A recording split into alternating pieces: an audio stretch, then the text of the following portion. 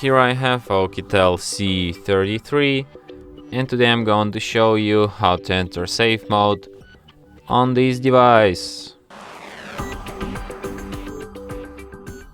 So firstly, you should hold down power key, and when the turn off menu appears, so you just have to go to the upper bar, tap on the turn off button here, and when this turn off menu appears, hold down your finger on power off. Then it suggests you to reboot to safe mode, just tap OK, and device will be restarted in a safe mode.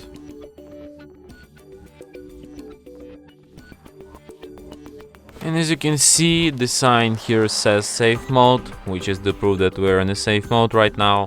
So when you're done using safe mode and you want to quit it back to normal mode, all you need to do is to just restart your device, and it will be restarted in a normal mode.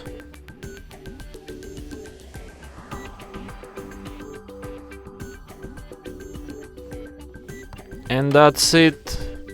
Thanks for watching.